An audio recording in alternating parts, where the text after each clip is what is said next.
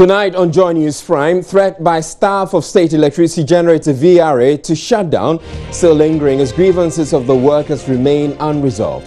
We're learning a meeting with the workers today was called off. We'll tell you why.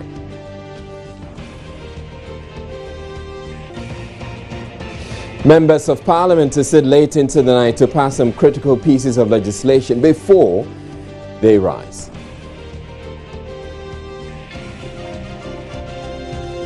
A former Miss Ghana who became a political activist some 2 years ago has been named as a running mate for the flag bearer of the Progressive People's Party, Papa Kwesi Indom.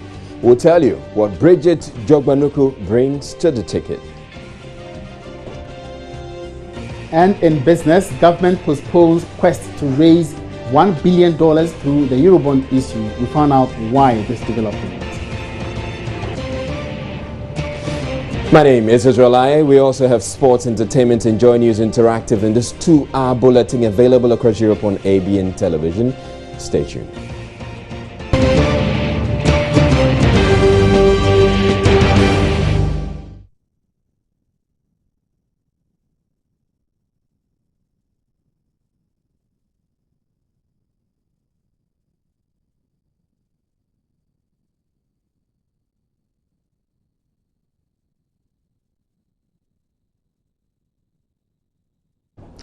Now, the 5th Parliament of Ghana, expected to take office in 2017, will be sworn in 12 hours before the inauguration of the elected president on January 7, 2017.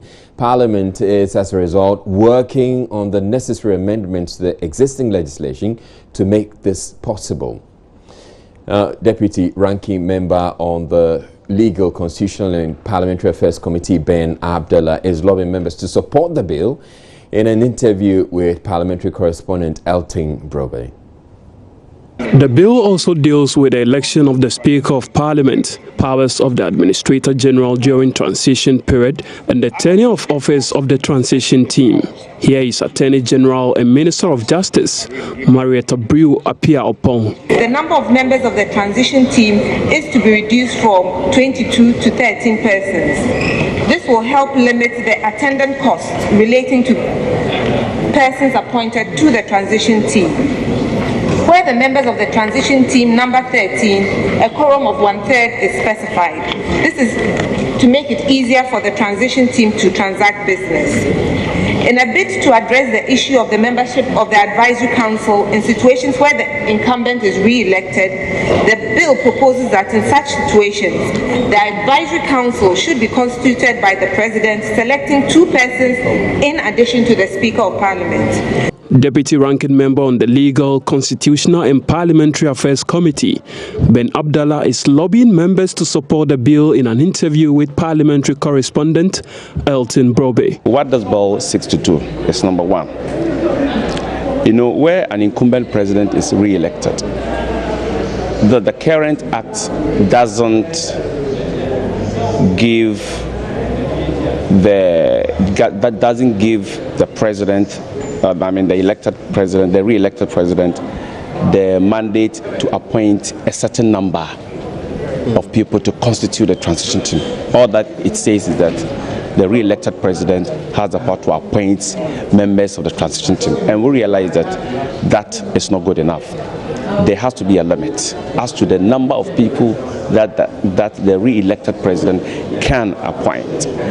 And thus, Bill intends to cure that effect. Well, the House is expected to rise on Thursday, but not before dealing with very urgent matters expected to take them deep into the night. The supplementary budget, approval of deputy ministers designate, and a few others are up for consideration. So how is the House dealing with these matters? Parliamentary correspondent Elton Brobe joins me on the line right now. Good evening to you, Elton. Now, bring us the very latest in Parliament. Well, the breaking news that you are getting right now happening now in Parliament is that the recommendation for the approval of Deputy Minister Designate for Local Government and Rural Development, John Otibles, has been suspended in Parliament. It just happened right now. The Speaker has just deferred the question for the approval of John Otibless as Deputy Local Government Minister Designate. All right. For further consultation. The other two, they've gone to Parliament. They've been given parliamentary approval. That's Emmanuel Bombande and the Deputy Eastern Regional Minister Designate. Okay. For John Otibless, the Speaker has deferred the question on to further consultation on the matter. All right. Elton, this is significant. So this is just happening, that Parliament has decided to hold on with the approval of the Minister Designate, one of the Ministers Designate, John Otibless. And give us some background to this. It has to do with some comments he's made on radio regarding the Chief Justice. Can you bring us up to speed on that? Exactly. Last week, Friday, when the Appointment Committee presented a report on the nominees that appeared before them for vetting, the conclusion they brought to Parliament was that the House should approve of the three of them because they demonstrated competence when they met the Appointments Committee. However, before the Speaker would pose the question, the Minority Leader brought to the fore the fact that he was privy to a radio discussion in which Mr. Otibless made some alleged disparaging comments about the Chief Justice and brought that issue before the Speaker of Parliament. And because that matter did not feature when he appeared before the Appointments Committee, the Speaker asked them to formally petition his office, which they did. My information is that leadership of Parliament, the Speaker, listened to the tape recording. The member himself was invited. So that sort of delayed the putting of the question until just some 5 minutes ago. Now, what has happened is that the Speaker had to put the question for just Emmanuel Bombande and the Deputy Eastern Regional Minister Designate relating to Otibless because of the issue that came up after the vetting and the fact that leadership of the House, including government, are yet to fully exhaust consultation on the matter. The question for his approval has been suspended. The House is expected to rise today. It's unclear when that question will be put. For now, you can technically say that Parliament may have rejected the nominee of John Otibless as Deputy Minister Designate for the Local Government Ministry. All right, thank you very much, Elton. But that's not all that's happening in Parliament. My understanding is that the House would have to sit still deep into the night. Is this still likely to be the case? Yes, and there are still few issues that they must deal with. Gone by, they passed the appropriation estimate, an amount of 1.8 billion Ghana cedis that government is requesting Parliament to, approve for as additional spending. They've approved of that for the government. What is left is for the Finance Committee to present an appropriation bill for the House to pass so that they can deal with the money going forward. So that is also out of the way, pending the approval of the appropriation bill. There are still issues that are pending on the other paper.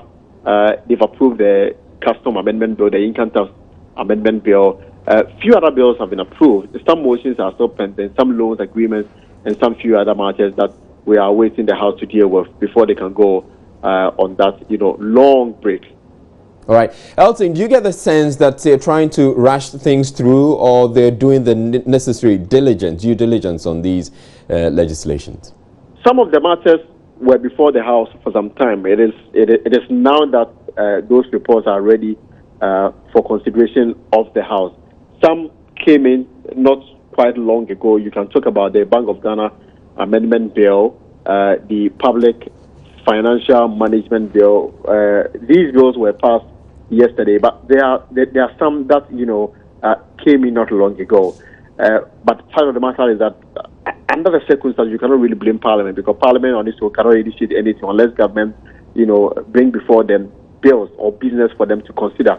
Government decided to bring these bills at this last hour, but at the end of it, or any bill that is introduced on the floor, it is referred to a particular committee for them to go and consider and present their report. I'm yet to see a situation where one side of the committee will say that this bill was not given the thorough, consideration that it deserves. For that reason, we should step it down. All the bills that have come before the House, all those bills, they've received unanimous support, meaning that Parliament did a good job in arriving at a decision, asking the House to approve of those bills.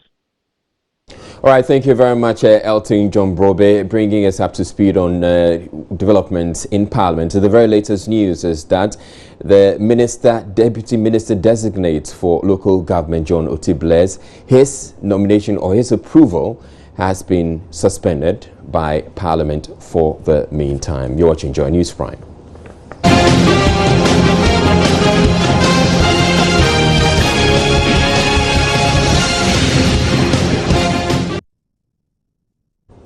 Well, Member of Parliament for Futu in the Central Region, Alexander Afenyo-Marking, has welcomed the Electoral Commission's decision to extend the voter re-registration exercise by 7 more days following an inter-party advisory committee meeting. Mr. Afenyo-Marking threatened to take legal action against the EC over 3,000 NHIS registrants deleted from the register in his constituency who are unable to re-register due to challenges with the registration kit. He is warning until the limitations are fixed and registration centers expanded, several voters may be disenfranchised. I have to commend the Electoral Commission for being responsive to the concerns raised. The people of Ifutu are very happy and pleased, and I'm sure the people of Ghana feel reassured by this decision to at least engage stakeholders when they raise concerns. I pray that it continues like that going into 2016 elections.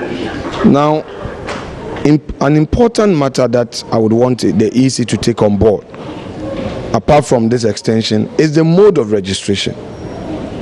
If through technicalities and logistical challenges they are unable to run an efficient exercise, then it doesn't matter the number of days that have been given, there will still be problems.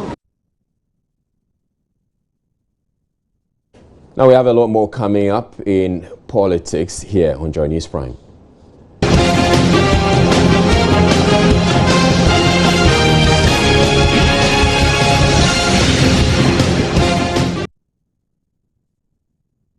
Well, before the politics, to a meeting called to resolve some misunderstanding between workers of the Volta River Authority and the Power Ministry on Thursday was called off. The workers are protesting plans to cede a number of their assets, including 2 power plants, to third parties. They are threatening to go as far as shut down some of the country's electricity generating plants if government refuses to back down.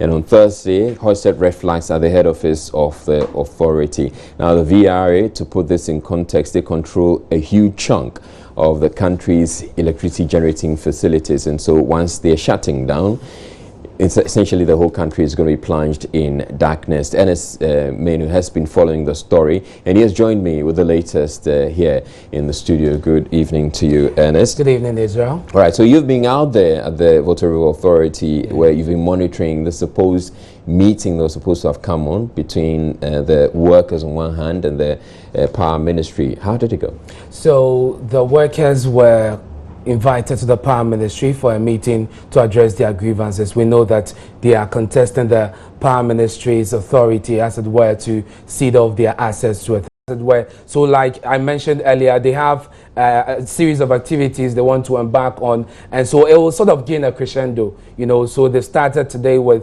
a peaceful protest. Tomorrow they want to continue with that and hopefully meet with their membership, that's the leaders of the workers' union.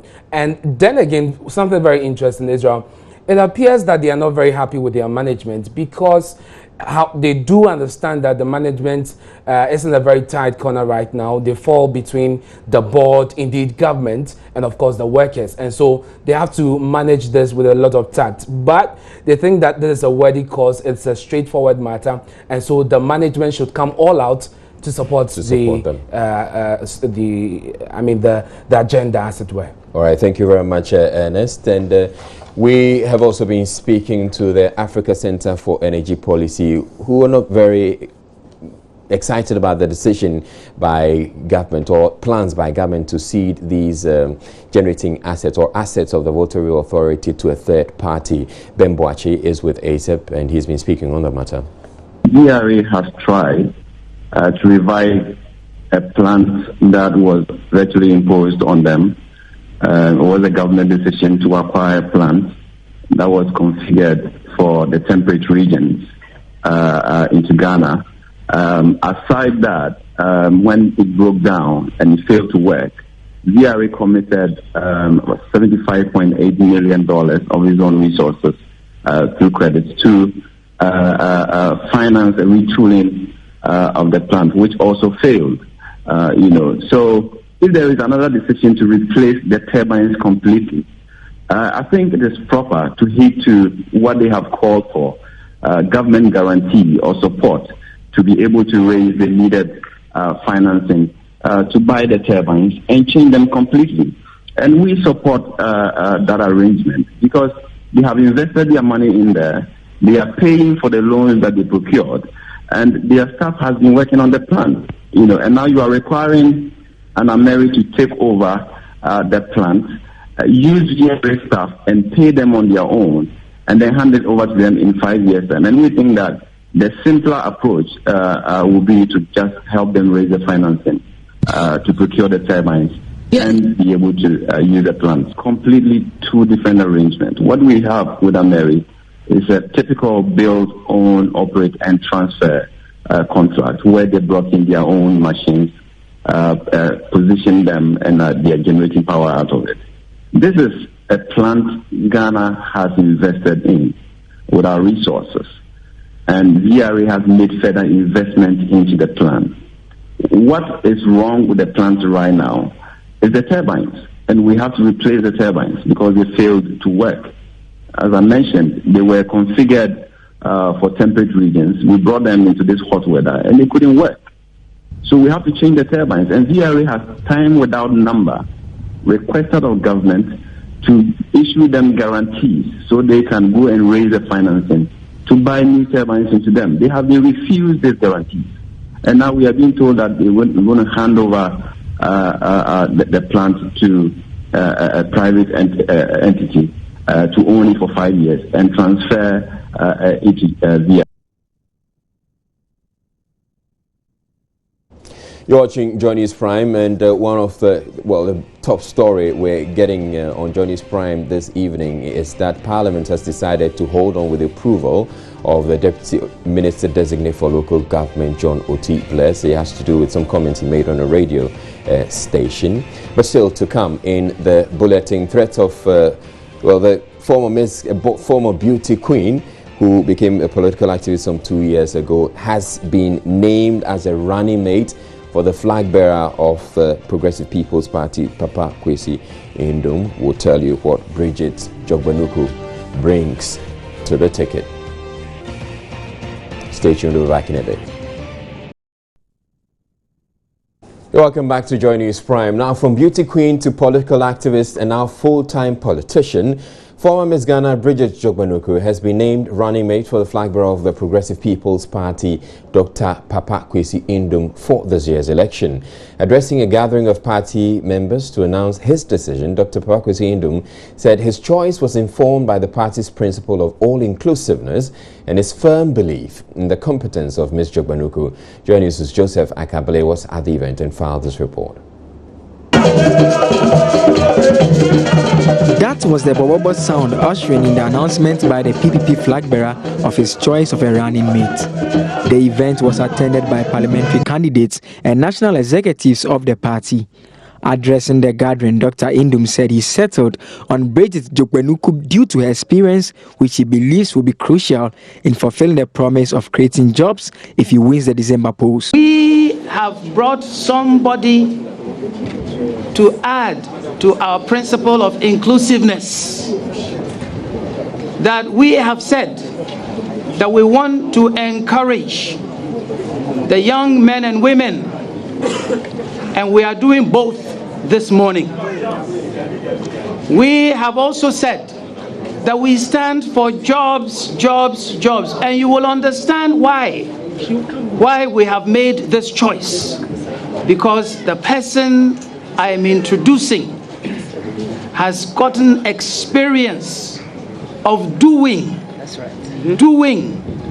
at the grassroots level, and it will become abundantly clear to you as we move on in the weeks ahead. In her acceptance speech, Mrs. Jogbenuku said the PPP represents a change from the failures of previous governments. PP wants those who want things done right. Those of us who are saying enough is enough and we need a change. No one will bring us the change if we don't effect it ourselves. We have tried both the NPP and the NDC. I have been a voter since 1992. And indeed, in one way or other, I have contributed to bringing each of these two parties to power. Today, we are caught between a rock and a hard place, between the devil and the deep blue sea. It is our choice to remain swinging between these two self-interest parties and getting the same backward results. It is time to try something different. I have chosen what the Progressive People's Party wants to do in its 10-point agenda,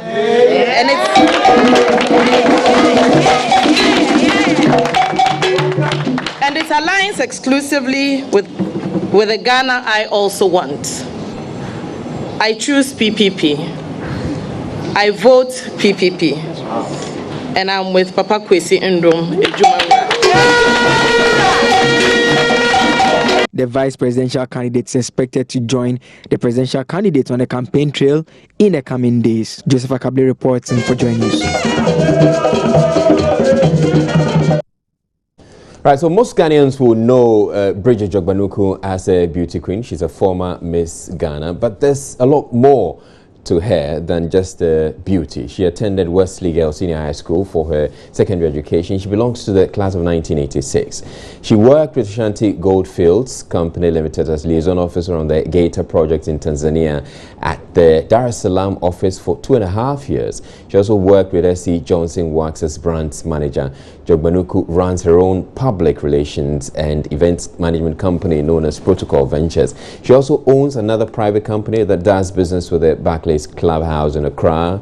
She's founder and executive director of a non-governmental organization Mentoring Women Ghana. She was a general manager of the Aviation Social Center in Accra. This position also helped her to establish a recreational facilities management company which manages various leisure, fitness and sports facilities in the capital.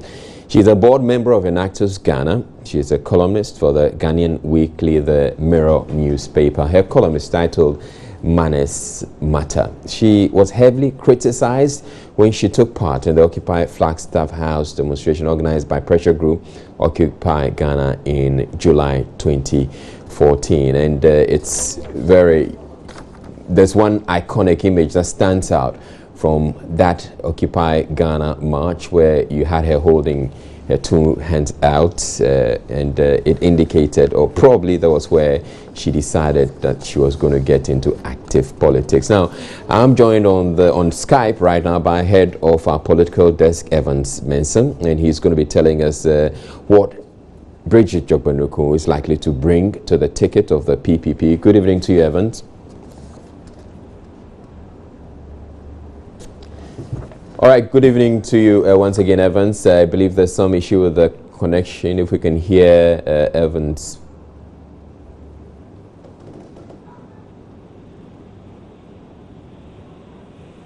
Hello, Evans. Okay, Evans can hear us, but I'm not sure that we can hear him here on the floor. So what we'll do is we'll take one other story, but we'll still have Evans stand by while we rectify the challenge. Now, the Institute of Economic Affairs, IEA, the call for public funding for political parties was at the center of a forum organized by the Institute of Economic Affairs Thursday. Senior political analysts pointed out that the current lack of funding has weakened Ghana's political party structures and resulted in equally weak political leaders. Jennifer Kwamo was there and filed this report. Speaking at the forum, a senior lecturer at the Department of Political Science, Dr. Ransford Jampo, said political parties are not only mandated to garner votes during an election year, but to develop leadership qualities of their members. He added, although public funding will be expensive to implement, the long-term costs of not funding political parties far outweighs this.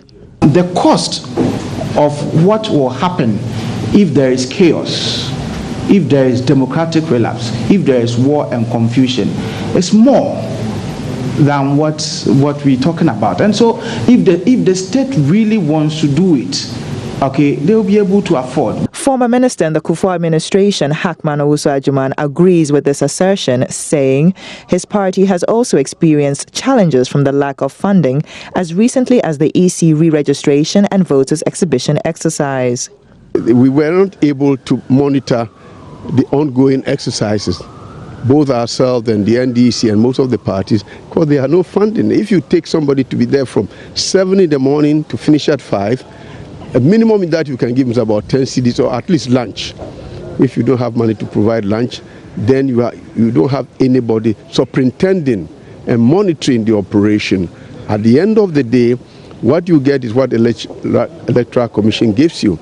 The conversation about the need for state funding of political parties has meanwhile already started in Parliament.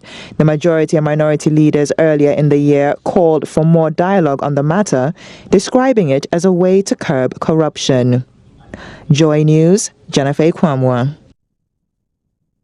All right, so we're going back to that conversation with Evan Smith, and he's the head of our political desk, about Bridget Chogbanuku, who has been named as the running mate to the flag bearer of the Progressive People Party's Dr. Papa Kwesi Inum. Good evening to you once again, Evans. I believe you can hear me now.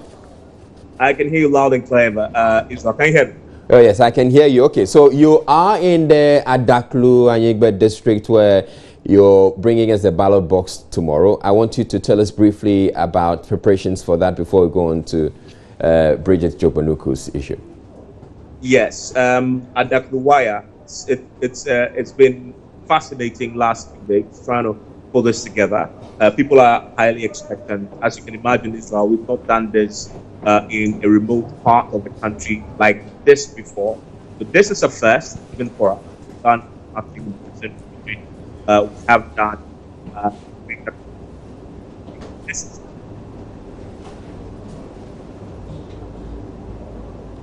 Right, it appears we're losing the signal to Evans once again. It's just unfortunate. We'll have to try and re-establish contact with Evans. We'll have to take a break, actually, and bring you business news, after which we'll try and get Evans, hopefully on a much clearer line, a more stable line, and then we can get to have that conversation. You're watching Joy News Prime. We'll be back in a bit.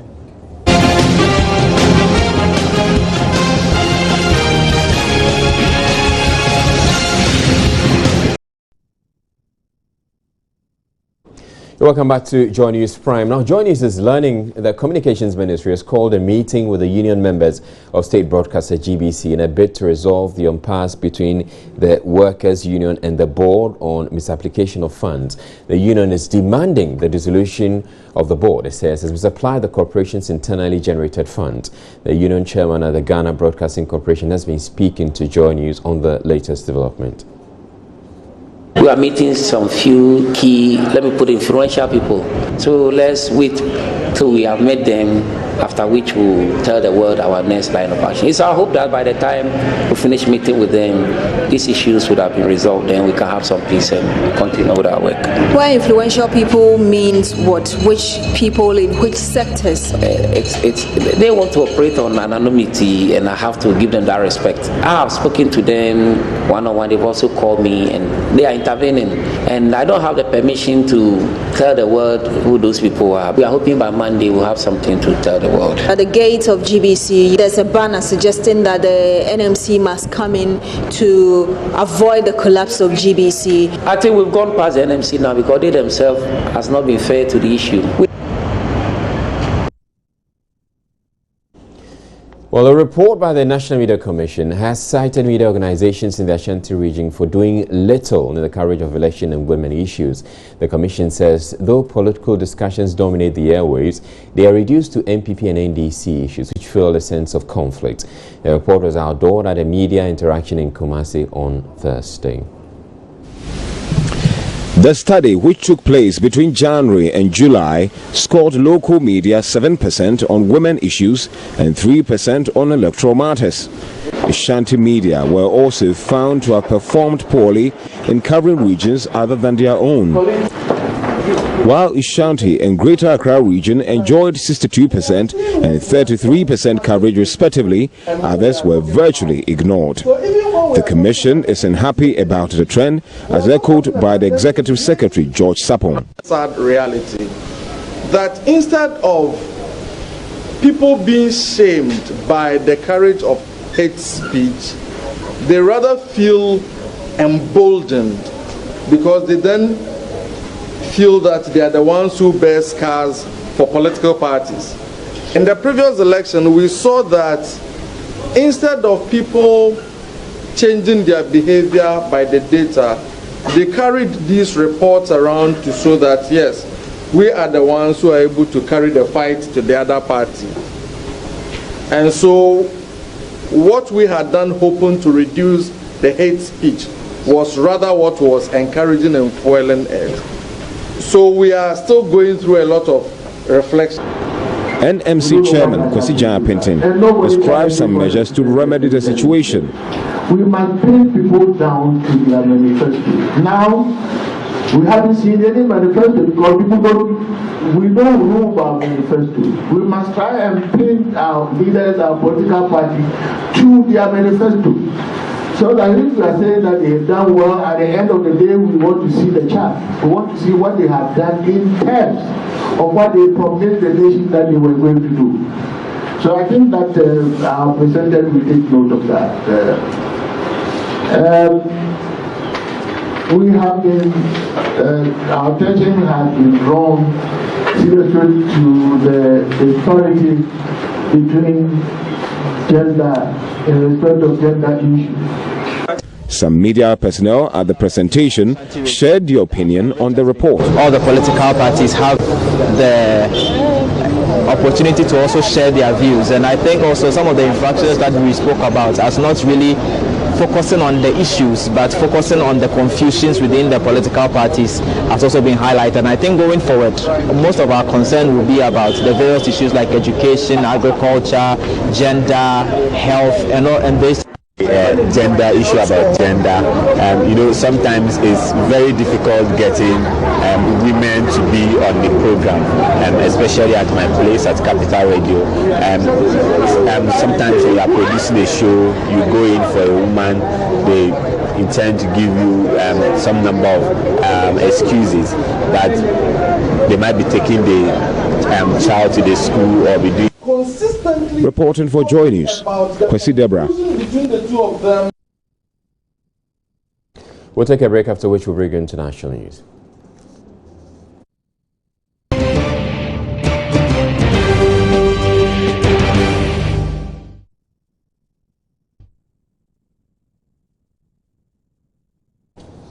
All right, let's take a quick look at the headlines here on Joy News Prime. Threat by staff of State Electricity Generator VRA to shut down is still lingering as grievances of workers remain unresolved. A meeting with the workers today was called off. Now, members of Parliament are sitting late into the night to pass some critical pieces of legislation before they rise. But the news that's coming out from Parliament is that the approval of the nomination of the Deputy Minister Designate for Local Government, John Oti-Bless, has been suspended.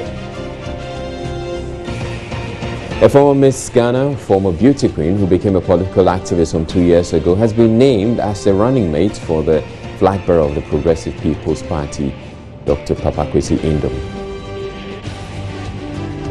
And government has postponed its quest to raise $1 billion through the Eurobond issue.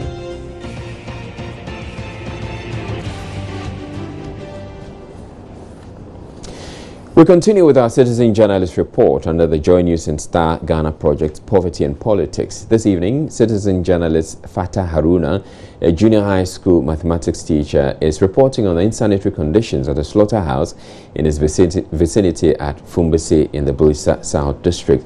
The only abattoir in the community does not have storage facilities and power supply. Here is Fatah Haruna's report. Fumbese is the capital town of the Bulisa South District. The only slaughterhouse in the community is in a deplorable state. The old butchery has no storage facility and power supply. The building has been in existence for decades without repainting, with no proper water supply. The butchers incur an extra cost of paying people to get them water to wash the slaughtered animals. Agadia Papa is a patron of the Fumbisi butchery. He is concerned about the insanitary condition at the abattoir. First, if you look at the ground, the place is dirty. There is no electricity, there is no fan. Those who are selling the meat, they are also complaining that they don't have enough deep freezers to store the meat so that we can get enough meat to buy. In fact, if maybe government or anybody, any organization can come into their aim, like providing them lights, maybe tiling the place, maybe the net is even old as you can see. Daniel Asari is a butcher for 18 years. He is calling on government to help the butchers with a storage facility and electricity. We just come to this day. We heard that the project in 1957, 2006, open it 2008. We have managed to kill the animals for the old room there, carry the meat to the new room. I want the public to hear that we know that any slaughter room, they have a light with a cool room, but now it is our constitution. We have been carrying the meat to our houses, put it on freezers. Some of the people, we don't know, some people they have been carrying that into the houses, then they will put it on the freezer. We don't know. That's why we are struggling to put light with the cool room for the slaughter room. Esther Asuk is a patron of the slaughterhouse. She says even though the abattoir is not clean, she has no option. Customer to buy the place. Okay, please. Here to buy meat. Okay, the place. It's nice.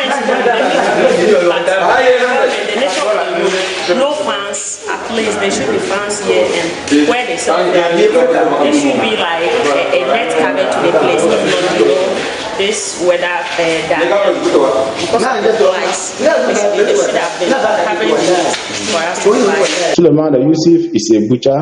He is distraught about the inadequate water supply at the abattoir. The last time I heard of them coming to do some renovation, but I didn't see anything. We have a problem with water, supply of water, so that we can always clean, wash the intestines and clean the room. I want to see if the authorities will come to our aid by giving us a slaughtering place. Where we are slaughtering is too close, or it's even in the midst of the town, which is not the best. We have seen other places. The slaughtering is far away from where they sell them. The insanitary conditions at the Fumbisi slaughterhouse poses a health risk to residents and the environment. Citizen journalist Haruna Fatau reporting with support from Star Ghana. Government has secured a loan worth $39 million to upgrade the Obechebi Lamte Circle into an interchange. The project is expected to ease traffic and perennial flooding on the road, which is used by an estimated 50,000 vehicles from both the central and the western regions. Phase 1 of the project will concentrate on the Kaneshi Market Road right to the CMB Market and will be 2 and 3 lanes. My colleague Bernice Abubeidu visited the Obechebi Lamte Circle to find out the possible impact of the yet-to-take-off project. This is the Obechebi Lamte Circle here in Accra. Now this runabout links about 4 major routes in the capital. Right in front of me is the route from Ring Road down to Circle and then to the runabout. To my right links you to Graphic Road and to the central part of the town. To my left leads you to Kaneshi all the way to the central region, and behind me leads you to Abosokai and then to Kolebu. Now you can see that cars are flowing freely. But at rush hour, it's a different story here. What you see is that drivers stay here as long as 15 to 25 minutes just to get out of the traffic here. Government has received funding to construct an interchange here to replace this runabout to create an easy flow of traffic. Nana Sari is a driver who uses the Obechebi Lamte Circle every day. Nana Sari, what is your experience using this route? Most of the times using this road going to work is very bad. Sometimes you spend about 30 minutes, 15 minutes in the traffic. You get to work very late. You spend much petrol. You give us much expenditure, which even affects our home management. Our wives have to cry. Many times too, because the traffic, it creates accidents. People try to overtake, and if you're not careful, you are involved in a very serious accident. Do you think the interchange will, help in easing the traffic situation? The situation will be better because it will ease traffic jam in the environment. This year, I buy Enyasika or more somebody interchange waha. Odrin Hussein. Oh, Kabebwa, Bebwa, me and Nancy and why Harry. Because to me, small, but me up with the traffic, ma, or boss bedroom say be offer baby and sour, but no for baby because of traffic and think Kabebwa. Now we are Jumawa. Me yet my war, yes, office away, better by office about so way. Odoko, and anytime, but anytime you're free, let there be a question near Kodoko, and Tamahan me super. Okay, so he also adds that he's a company driver and they have one of their offices in Odoko. So moving from Latebiokoshi to Odoko is quite stressful. But he says he's very happy that government has considered building an interchange here to replace this runabout. And he says that that will help him because sometimes his bosses, or sometimes when you're sent by your bosses and you stay in traffic for a long time, they think that you may have changed route or gone to do your own business. So he's really happy about it. Situation here can be so bad and it needs police intervention. So usually what policemen do is they come in, they stop vehicles so that everybody does not have their own way to use the runabout, but based on the call of these policemen. So already 2:15 here now, but traffic is building up. What government hopes to achieve with the fund they received is to convert this runabout into an interchange so that this traffic situation we see here will be a thing of the past. For Joy News, Benessa Bubedu, Obechebi Lamte Circle, Accra.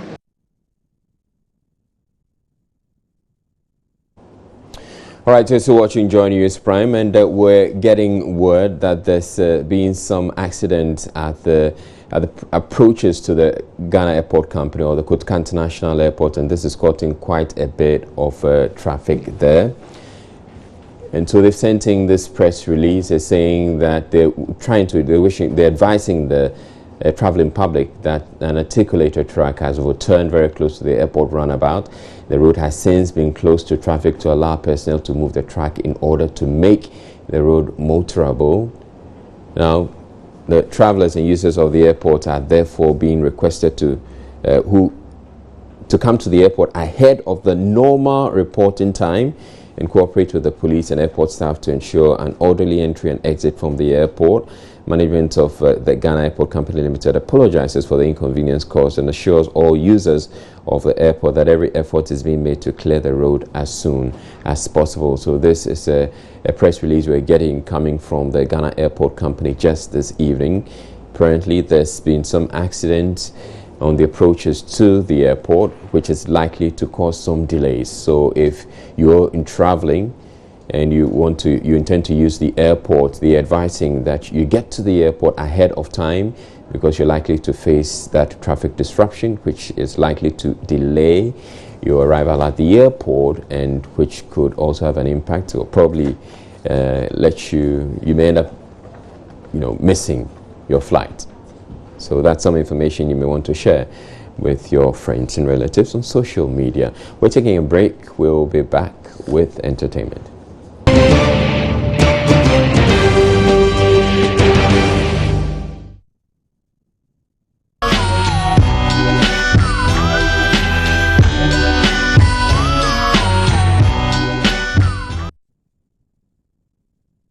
It's time for entertainment. Miss G is here, and definitely we're counting down to Airtel Adum Praise, which is less than 24 hours away. Yes, it is, and you are the newest recruits of the Brooklyn Tabernacle Singers. Have they confirmed? Oh, because you're supposed to undertake an exercise, and I will confirm you. In fact, I was going to, plead on your behalf to have a position in there. Well, I've done the audition, so it's for them to just decide. No, you have a final one to do. And for those who monitored on social media, I just said to you that do the Hallelujah song, and then I would personally speak to them to make you a member of the singers. Is it that if you speak to them, then it means I'm getting the spot? Exactly. But and after you have done the song for us. I'm sure you'd wish you were part of them yourself, but you're not getting it. Well, anyway, let me tell you what they have been up to. Yes, the Brooklyn Tabernacle Singers are in town. We saw them on this network, but today they've had a lot of fun. Now, they went to the Black Star Square. Well, so what, they're having their fun before they give us our fun. I tell you, you know, and they went to the Black Star Square and they visited the sponsors of the event, Airtel. Here is the journey today.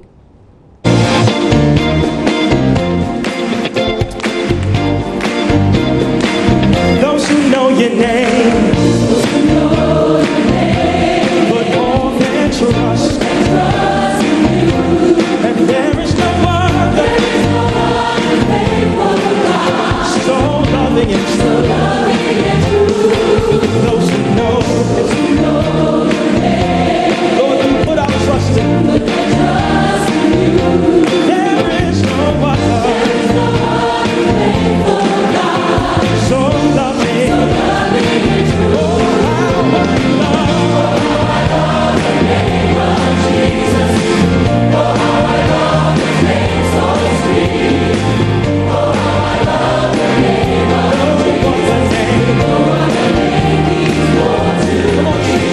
On behalf of the entire management of this company, I just want to say welcome to every single one of you. I think when we announced that Brooklyn Tabernacle Choir, first we said choir, and then I had a call. Somebody called me, you're bringing the entire choir? Like, no, you're bringing some of the singers for the event. So the entire country has been waiting for this day. I think since we started at Dome Praise, this is probably the most exciting year in terms of inquiries, people want tickets and stuff. So it's really going to be amazing tomorrow. We are super excited to have you here, and I know you're excited because I watched the clips on Instagram. You're singing at the Movenpick. It was outside the Movenpick, right? Yeah. Yes, I could spot it. So, you know, as you may know, Adum Praise has been happening in Ghana for a number of years. This is what, the 4th or 5th? 7th, oh my goodness. So it's been going on for quite a number of years, and every year the acts that comes get so much excitement. Of course, music is a huge thing in Ghana. Church music is even bigger. And then when you have music that's big, church music is big, and then you have the Brooklyn Tabernacle, it's like an explosion. And honestly, I say that with absolutely no exaggeration. So my mother-in-law is 78 years old. And we've been doing Adum Praise for years, and she doesn't even blink, she just carries on. So last week she sees me and she goes, "Oh, so Lucy, how do I get tickets to that thing?" I'm like, "What thing?" "Oh, you know, the singers coming from America, from Brooklyn." I'm looking at her thinking, "You know about them?" And she's like, "Yes, and I need tickets to go." We're honored, and we've received nothing but an abundance of outpouring of love, and it's only day 2, you know, so we're so blessed and honored. And We come rejoicing into His presence, singing hallelujah. We come rejoicing, lifting our praises. We're singing hallelujah, hallelujah, hallelujah, hallelujah. We come rejoicing, singing hallelujah, hallelujah. Brooklyn Tabernacle Singers. And we are in Ghana for the Adum Praise event this Friday at the Perez Dome. We want to see you there, right guys?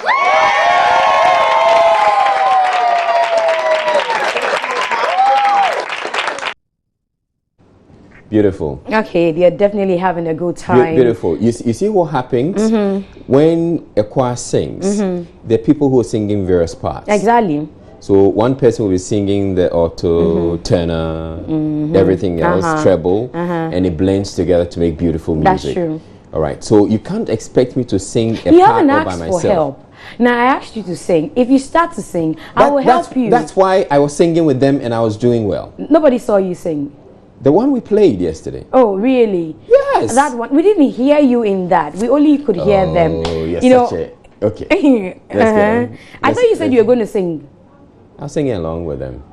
Along with them? Yes. So you can't sing by yourself? It's a choir. You can't sing by yourself?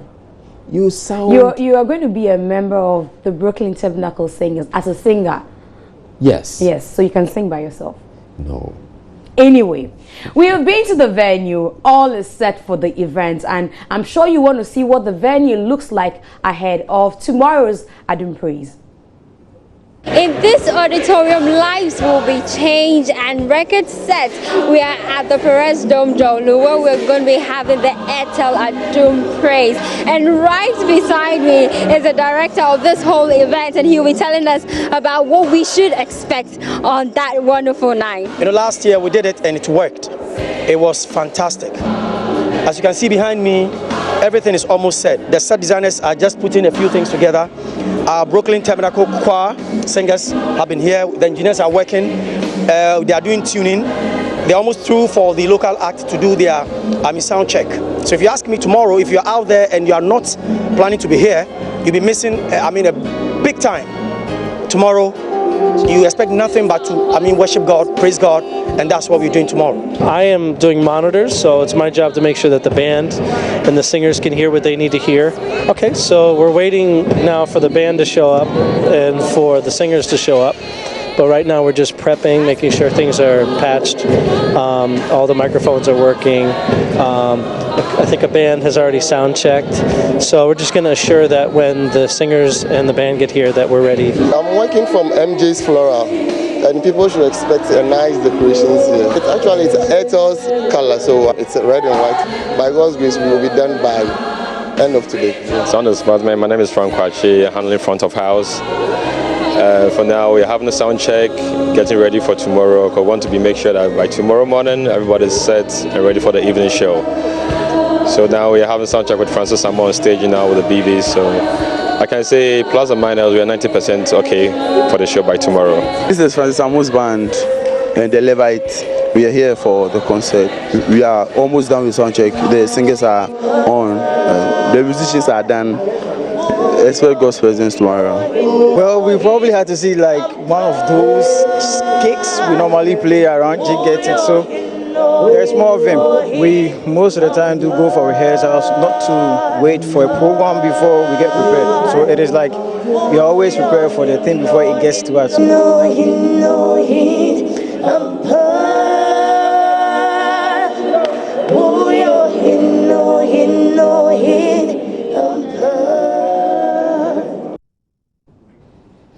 All right, so everything is going to be lovely. Great. It looks good already. And need I remind you that Joe Metal will be there as well tomorrow, Francis Amu, and as well as Obapa Christie. If you haven't seen these people perform in a while, you need to be there. You know, one thing I must add is that a lot of the time we tend to talk a lot about the headline artists.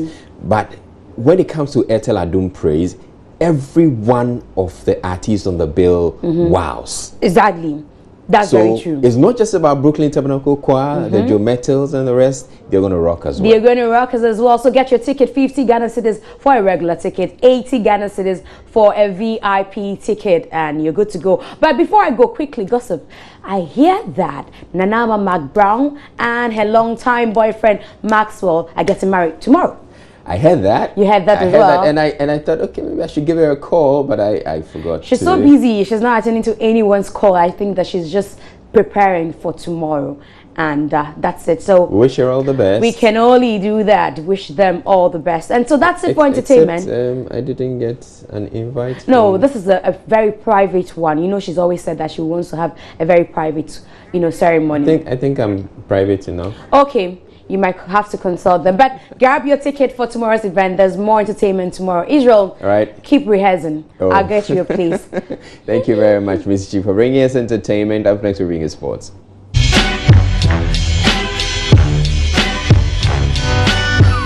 Entertainment News was brought to you by Airtel, the smartphone network.